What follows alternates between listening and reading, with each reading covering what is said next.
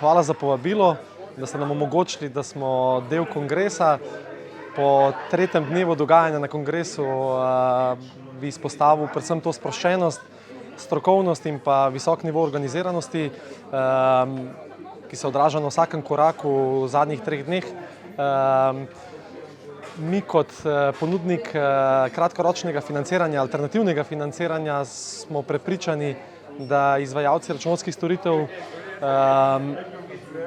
so osebe, ki jim njihove stranke zaupajo in tudi mi na poti, ko želimo postati prva izbira na trgu alternativnega financiranja, gradimo predvsem na strokovnosti in na zaupanju, tako da smo našli neke skupne točke in glede na odzive na kongresu je v naših vrstah že padla odločitev, da se tudi naslednje leto spet udeležimo kongresa. To mislim, da je tudi najvišja možna ocena izkazana z naše strani za izvedbo kongresa, za organizacijo.